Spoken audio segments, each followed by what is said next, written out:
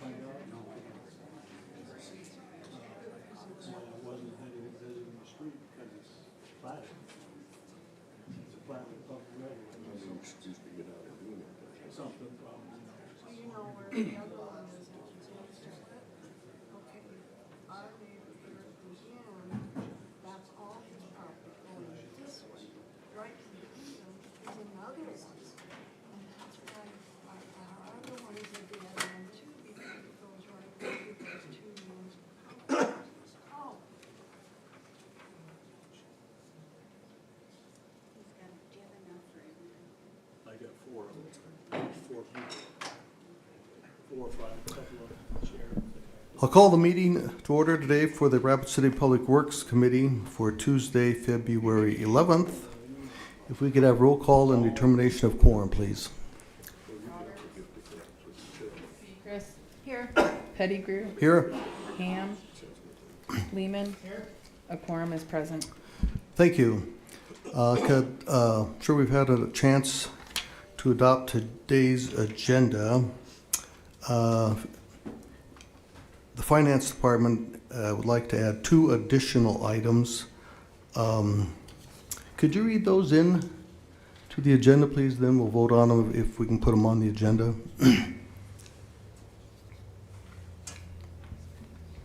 Item 20, PW 021125-20. Authorize Mayor and Finance Director to sign RY 2024 Annual Compliance Certification, Rapid City Regional Landfill, Rapid City, Pennington County, South Dakota.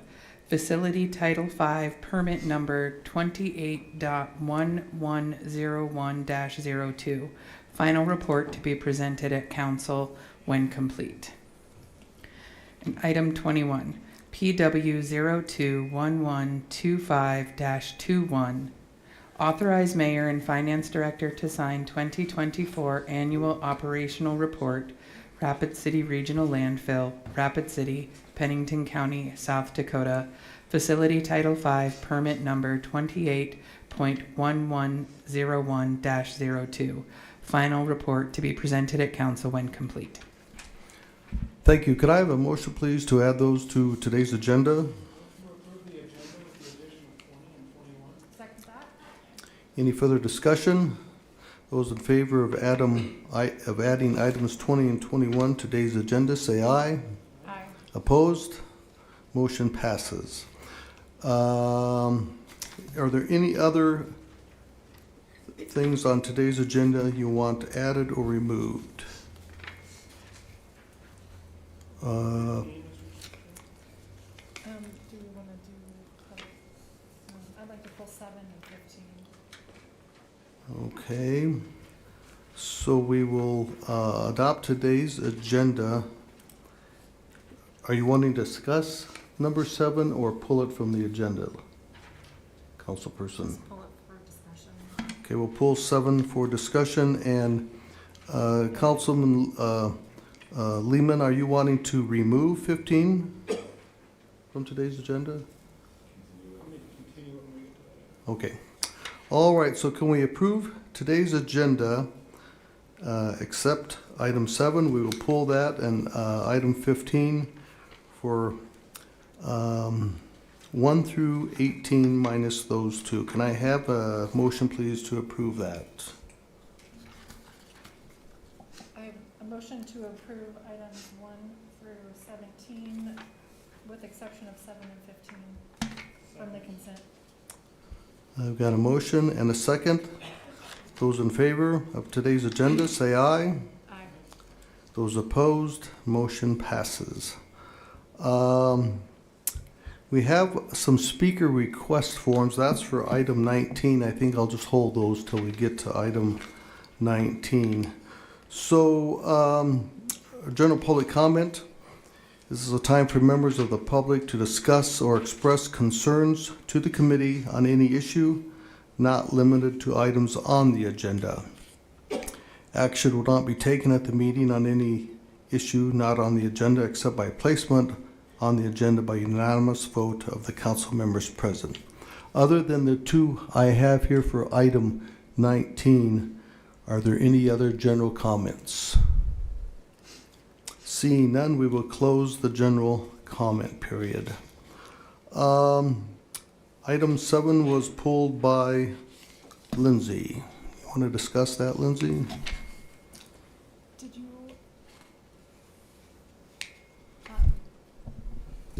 Thank you, Chair. I just wanted to pull this item and just acknowledge the effort that's gone into this and thank our finance officer and interim public works director, Daniel Ainsley, for his time in this continued discussion with Rapid Valley Sanitary District. I believe regionalization efforts are really important for our small local economy, and anytime we can work together and better serve the constituents through facilities that are regionalized is a win for all of us. So I thank you.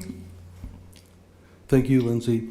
I discussed this same item with Daniel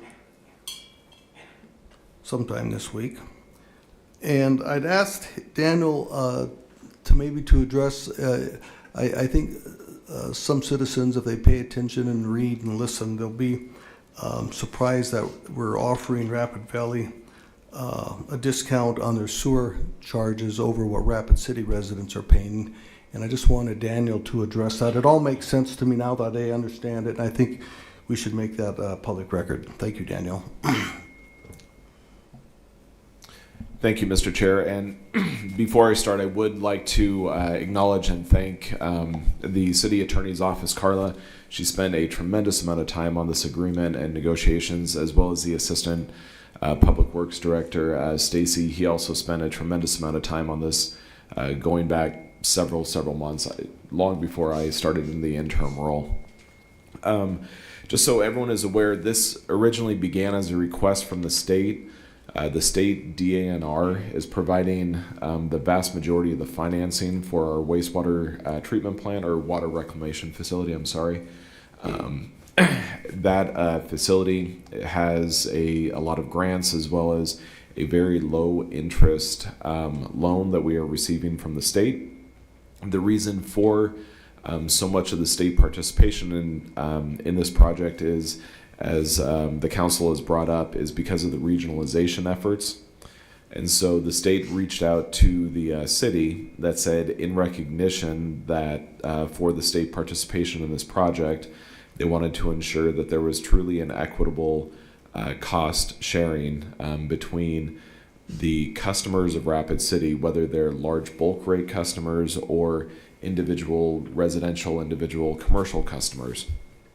And so of particular note is the Rapid Valley Sanitary District. They have about 4,400 accounts. As far as I'm aware, I think about that many accounts. That sanitary district, actually, they bill those individual 4,400 accounts, so they don't come to the city of Rapid City. In addition, the wastewater is collected on lines that are owned by Rapid Valley Sanitary District. They're collected, and then they end up eventually being connected to some of the main lines that Rapid City has, and then they will be treated, or they are treated, through our reclamation facility. So given that Rapid Valley Sanitary District does the actual work of billing those approximately 4,400 accounts, and they also have to maintain as well as build their collection system, that's truly a cost that the city of Rapid City does not incur. So when we were looking at our overall costs, on average, about 30% of our wastewater costs are from billing, and they are also from the collection system. So given that those two items are not required for these customers, it did seem appropriate to discount it by that same 30%. So that's where that number came from. It wasn't just pulled out of the air or anything else. It was really calculated to say that that's an amount of effort that Rapid City does not have to invest in those accounts.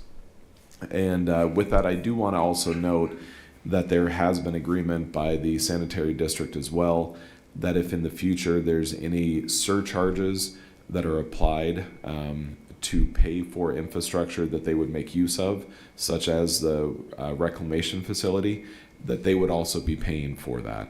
That is not something that the current agreement has. And so there is give and take here, and I think we're being true to the Rapid City account holders as well as the Rapid Valley account holders, and we're trying to be as equitable as possible. Are there any questions? Any questions for the finance department? Thank you, Daniel, for that explanation. I appreciate that. Lance, you wanted to pull item 15? Thank you, Mr. Chair. I'd just like to make a motion on item 15 to move it to the next Public Works meeting. We have a motion and a second. Those in favor of moving item 15 to the next Public Works meeting, say aye. Aye. Opposed? Motion passes. Now go back and move to approve item number 7. Okay, sorry about that. We have a motion and a second for item 7. Those in favor saying aye. Aye. Opposed? Number 7 passes. Now we are on to number 18 from the Parks and Rec Department. Do you want to read that in, Jeff, please?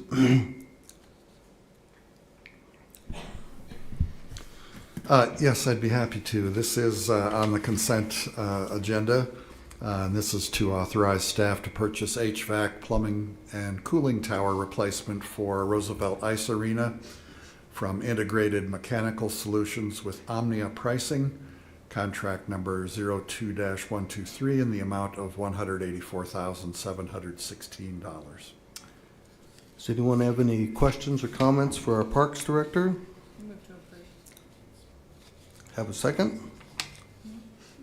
Oh, it's on consent. Okay, thank you. Thank you, Jeff. We will now, that takes us to the end of the consent calendar. Now, what I'd like to do with the committee's approval is we have 4 people here to speak on item 19, and currently that's scheduled after Jamie's presentation. Would you be conscious of these people's time? Would anyone be opposed moving number 19 before Jamie's presentation? No. Okay, so we will now move on to the item 19, and we have 2 public comments period. 2 public comments. One from Ron Reeb. Okay. Do you want to make any comments, sir? I'll start. Okay. And then Ron Davis, and this is to address item 19. I've got some maps here. Do you need, can I get these to you?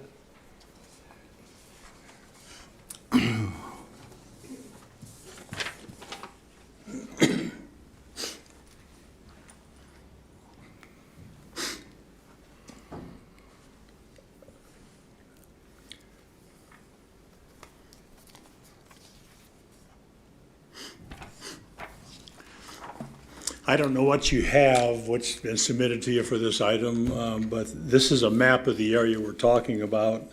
The 2 streets, Valley Drive and Homestead, that are in green are paved. And that's the access to all of the lots you see in that subdivision there between Western Dakota Tech, the vacant land to the north, Highway 44, and stuff to the east there, east of Valley Drive. So those are the only areas that are paved out there. And we want to do a plat where that black rectangle is. There's a small rectangle there. There's a long lot. We want to split that lot in 2. And in order to do that, we were requested to pave this street. We asked for variances on everything else, or exceptions, and we got it, but we did not get the exception for the pavement. So we're here today to request that we be allowed to do this without having to pave that street. None of the rest of that stuff in there is paved. I mean, if it's a dust problem or whatever, there's a lot of dust from those streets.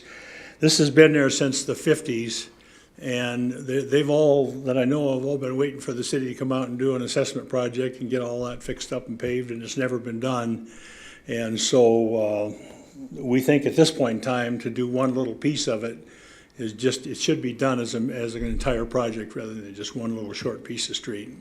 It's kind of our whole point right here. And they would be willing to sign a waiver to not protest if you ever did an assessment also. So, are there any questions? Any questions from the committee?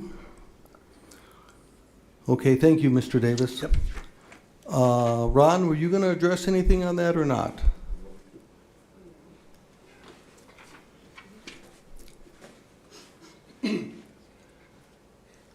You'll have to excuse me, I'm a little nervous and new to this. I guess I'm a little bit strange because the street, I've got that lot and I just wanted to split it just for the future sometime in case I need to. The road in front of my house is gravel, it's 400 feet long and it dead ends. You can't even go through because it's all private property down through there. And I just thought it would be nice. We actually put our house where it is on that lot so we could do that in the future, but now we're in the city that we weren't before. And we thought, well, we do that, so, you know, in the future, if we could do something with that property and take care of ourselves, that would be a good place to do it. And doing paved there, you know, I hate to say it, but the city has never maintained or taken care of that road north and south, very little on the paved road. And it's like 400 feet long, there's only 4 houses on there, and that lot we're looking at for mine is the only place you can actually make a lot, I think. So it's really not a real big deal as far as I've thought. And I would really appreciate it if I could just split the lot. I don't plan on doing anything with it for, who knows, maybe never, but I just don't know. But I thought it'd just be kind of a nice little, have something on the side just in case someday we might need it. And, you know, it's a lot of gravel roads around there and stuff, and the roads aren't maintained real well. And actually, the neighbors on that road, that gravel road there, we pretty much take care of it ourselves. You know, we've never really even asked for help, just because. And so and like Ron was saying, I didn't think just one lot would really make a big difference in that area, especially there. And I know it wasn't very many years ago, they split the lots just on the north side of that road and put a new home in there and split some lots. And Thank you, Ron. Appreciate your comments. So the staff recommendation is to deny the appeal. Do we have a motion? Oh, I'm sorry. Lindsay? Thank you, Chair. I just wanted to take a moment to thank you both for coming and speaking on behalf of your appeal to this request. And also perhaps ask Todd Prakash, our city engineer, some questions on the drainage concerns that have been brought forward. I have been up to the Windhaven Drive area and met with a group of constituents in that neighborhood here within the last year, and know that there are some significant drainage challenges in that location.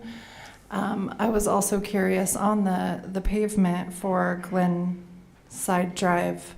Is that just in front of Ron's residence, or would that be required to go all the way down? And does it make sense to request paving a partial street like that? And so if you could clarify some of those for me. Sure. Thank you. As far as the pavement goes, it would be required because of platting just in front of the property that's being platted. So it's about 200 feet south of Homestead. That's the distance there. These are tough ones because it is just one lot. Historically, if we see a plat like this and it's on a gravel road, we support these requests when it's gravel in both directions. But in this case, it is abutting a paved road. So we kind of struggled with that. So that's why the recommendation was to deny it. As far as the drainage goes, so this area was in the county for a long time, obviously.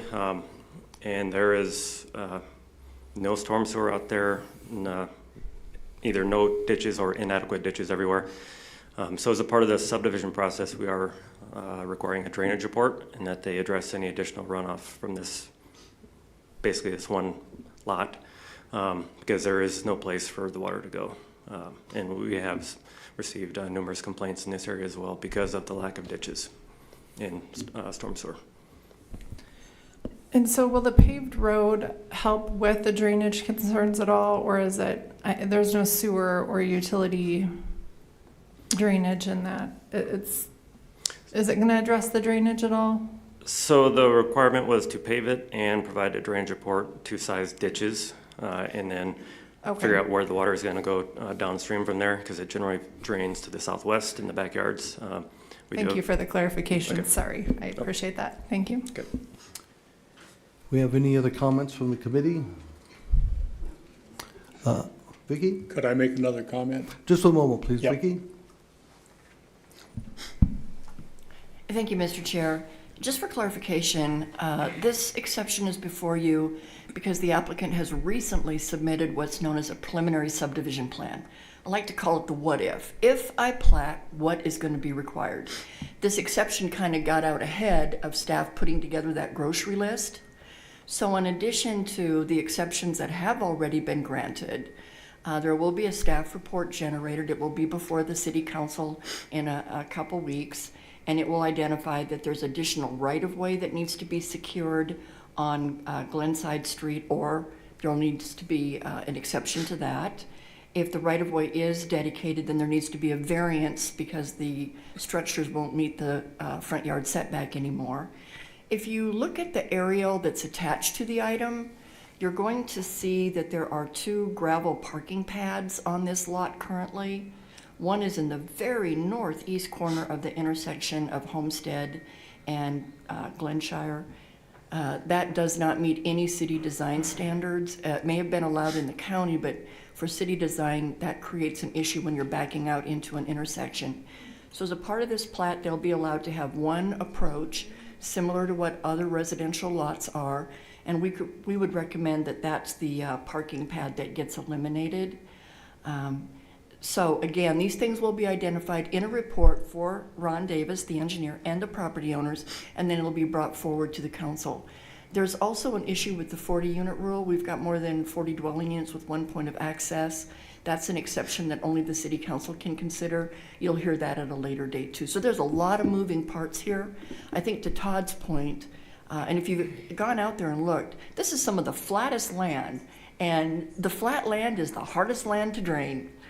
So we've got a lot of runoff in a rain event, and it's what do we do with that water? We're going to be putting more development, that's more impervious area, that's more runoff that's got to be accommodated, and in an effort to ensure that there isn't additional adverse impact to those adjacent properties, having that drainage plan and incorporating some design into the element of Glenshire would be beneficial for the neighborhood as a whole. And in trade-off, they get another lot that they then get to develop for residential purposes. Thank you, Vicky. Ron? Yeah, just to address the drainage a little bit, we know we have to take care of the drainage. We'll have an on-site detention cell, release the same amount of water that's being released now, even though it's going to be developed. So we'll have on-site detention as part of the plat. Thank So you. again, I just don't think it's time to pave that portion of the street. That would actually cause more drainage, at that time by doing that. So Thank you, we Ron. appreciate you Yep. considering this. Yep. Any further comments from the committee? Not, can we, the staff recommendation is to deny the appeal. Can we have a motion, please?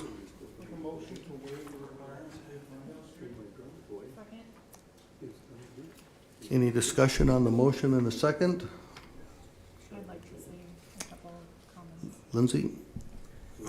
Thank you, Chair. I just want to take a moment to say this is not normally something I would support, waiving a staff recommendation. I just feel that this location is exceptionally unique. I've been out there on site. None of the roads north or south of Homestead Street or any of the other easement accesses are paved. I think to pave this small portion of the road is going to be really minimal upgrade to the area and could perhaps cause additional drainage and runoff issues. I definitely trust in our community planning department, but I feel like I would be okay with this exception. Thank you. So the motion on the floor is to waive the requirements to pave the street. Those in favor, say aye. Aye. Those opposed? Aye. Motion passes. Now I'd like to go back to our presentation from Jamie. From Jamie, please.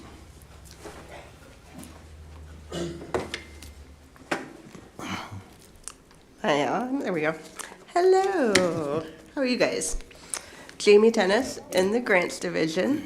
It has been 2 years now since the Grants Division was created here at the city.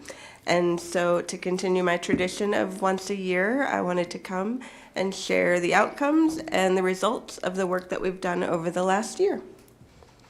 So first of all, I want to introduce my team for those of you who may not know. Again, 2 years ago it started with just me. We have now tripled. And so we have Katie and Erica. Stand up for a second and say hi. That have joined. And so the three of us then are handling all of the grant activities in the Grants Division. For a reminder, grants, it's way more than just writing. So much of it really is the research and the vetting and the matchmaking, I call it, of matching the city priorities and what we know we need funding for what funding is out there and what their priorities are. And then also, as we have received grants, recognize that we need to increase the capacity of the city to manage those grants. And so that's part of the reason that Erica joined our team just about a month ago, to really help on that side with all of the reporting and the management of grant-funded projects.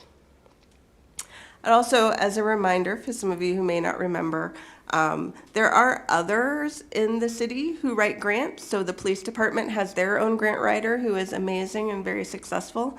Same goes for the airport. For the most part, everything else the Grants Division is working with. So we're working with all of the different departments within the city. There are a few exceptions as well for individual grants that a staff member might have been writing historically. For example, we write a state bridge grant every year that Sarah in Public Works handles.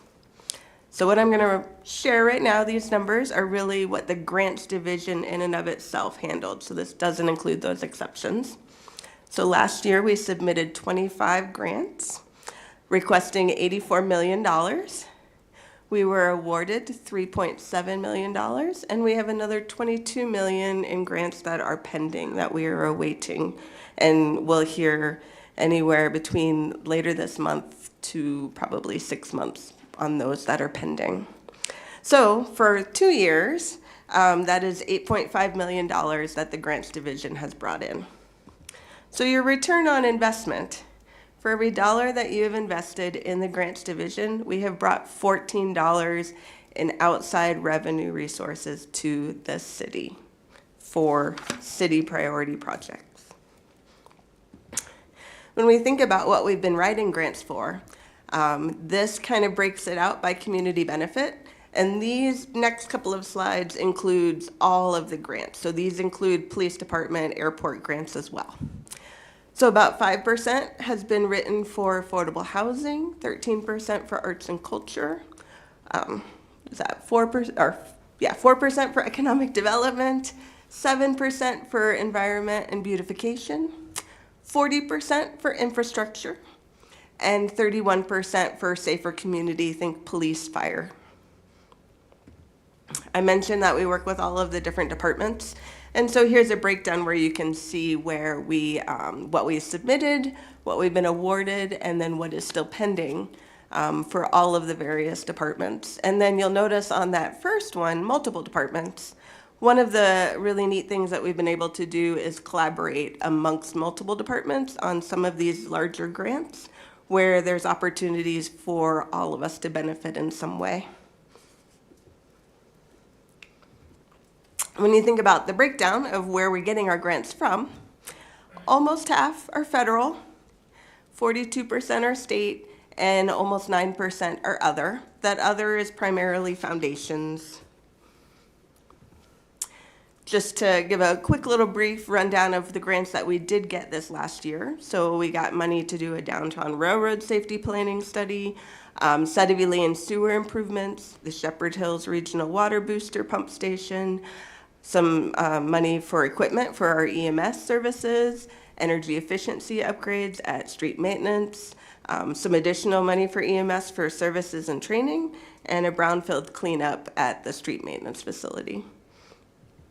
Now, our fellow partners at the airport and PD and a couple of others also were very successful with the grants that they did.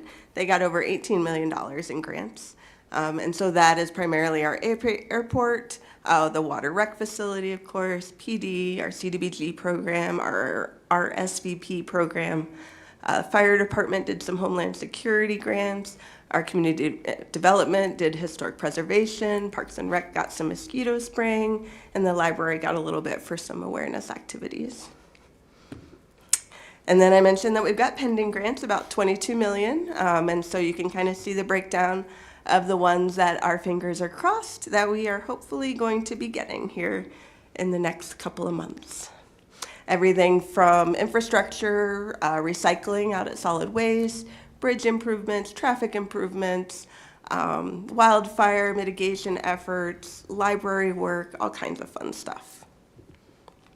So just to give a little bit of a snapshot on the federal grants. So I mentioned, about half of what we apply to are federal. The way grants work, for those of you who may not know, is we apply, we get awarded, but we don't get that money right away. We do the work and then submit for reimbursements, monthly, quarterly, it kind of varies. So we don't physically get that money in-house until we've done the work. And so what we actually get in varies slightly from what I announce when we get awards. So to break down that federal piece, so in 2023, the actual amount of federal funding that we got in was $26 million. We're projecting over $35 million in 2024 and 2025. That's primarily with the airport terminal expansion efforts, as well as the water reclamation improvements that are happening. And you can see a breakdown of all of the various federal departments that we are receiving funding from. So that's kind of where we've been, what we've been up to for this past year. Getting ready for this year and what we've been up to, what direction we're going to be heading. As we all know, there's been change at the federal level with the new administration. So we are keeping an eye out on what their priorities are as new funding comes out.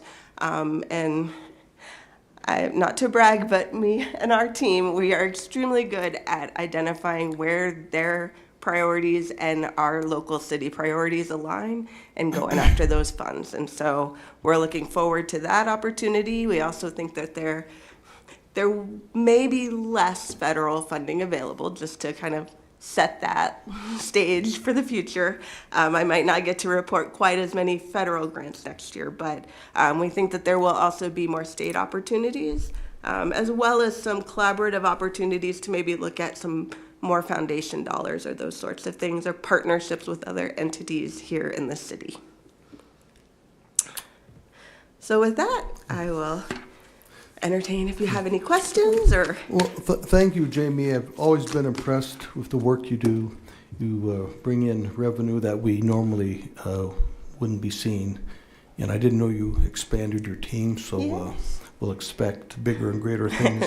I attended a sustainability meeting last night, and they brought it to our attention that they were awarded a grant in 2023 for a little over $1 million, and apparently have done the work, like you just explained, and have submitted that. And under our current administration in Washington, making a lot of changes, that they aren't able to collect that money, and they call every day and they say wait. So are we seeing any ramifications from what is being done in Washington?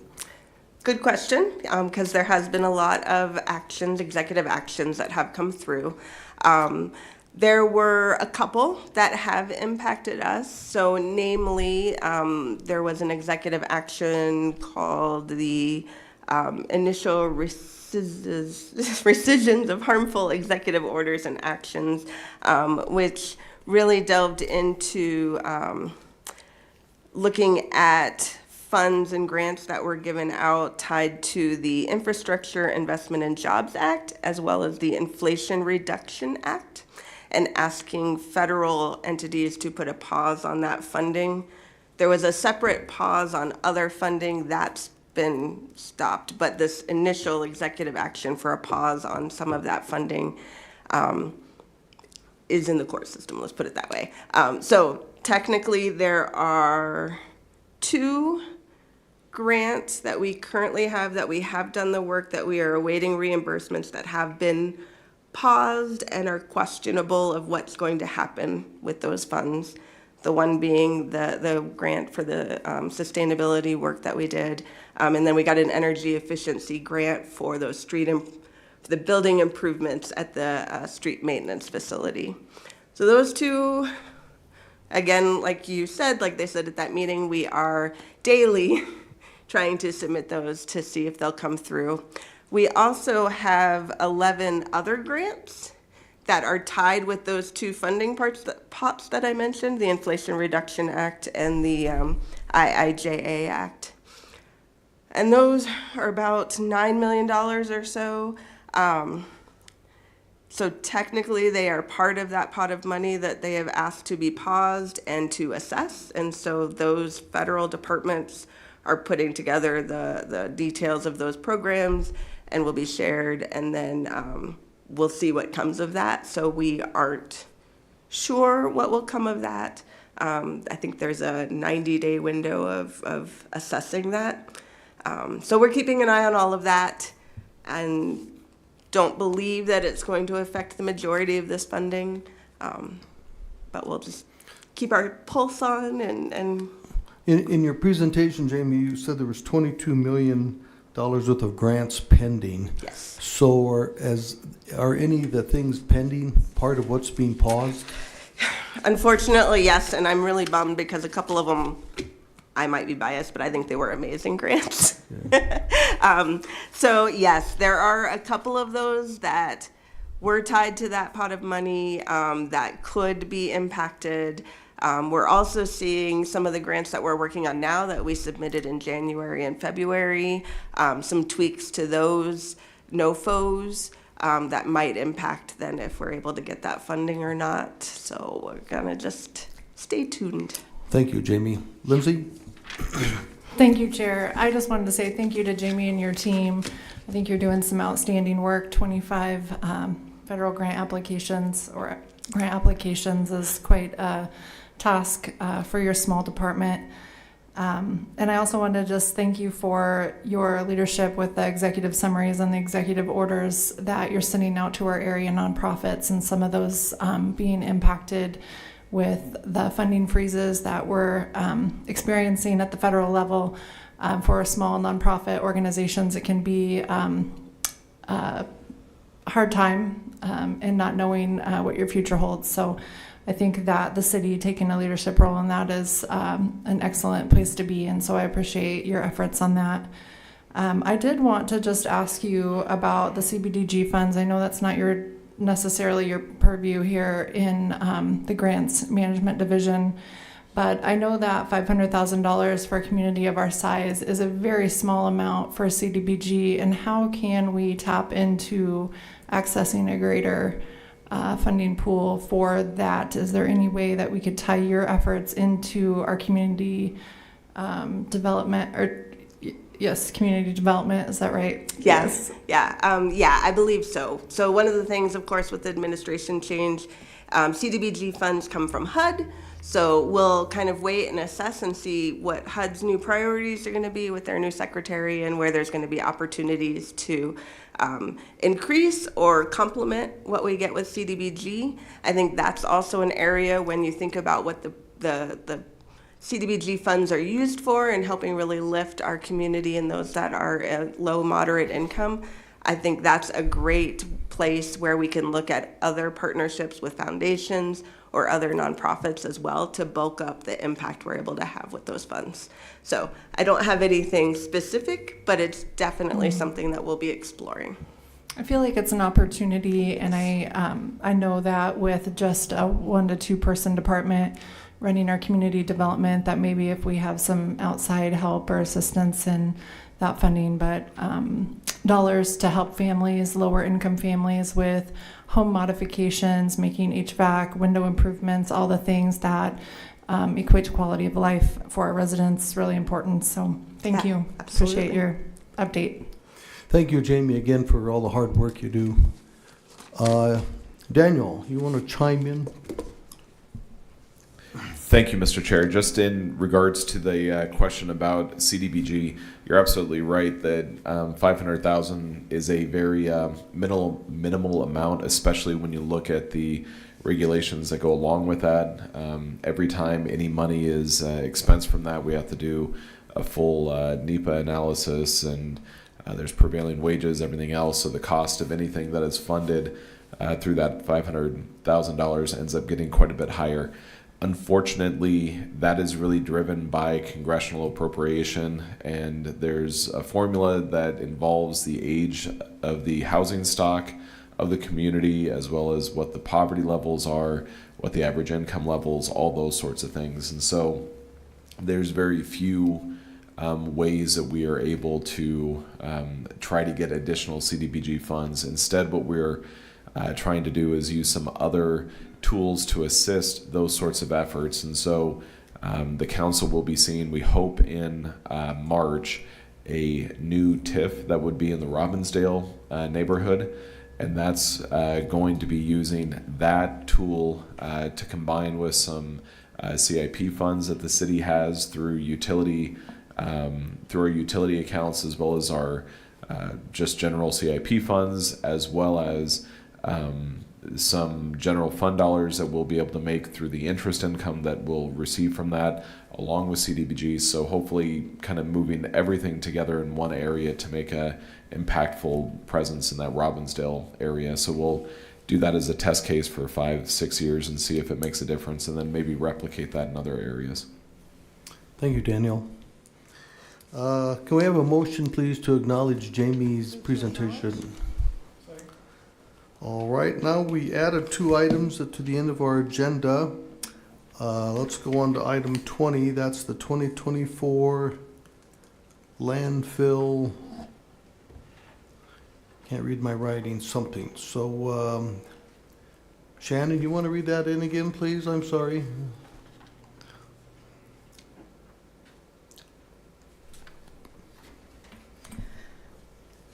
Authorize mayor and finance director to sign RY 2024 annual compliance certification, Rapid City Regional Landfill, Rapid City, Pennington County, South Dakota, facility Title V, permit number 28.1101-02.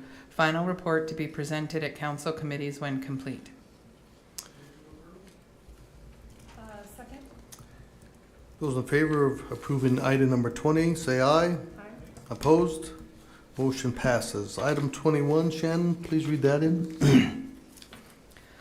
Authorize mayor and finance director to sign 2024 annual operational report, Rapid City Regional Landfill, Rapid City, Pennington County, South Dakota, facility Title V, permit number 28.1101-02. Final report to be presented at council committees when complete. Can I have a motion on that? Those in favor say aye. Aye. Opposed? Motion passes. Second. Those in favor of adjourning say aye. Aye. Opposed? We're adjourned. Thank you.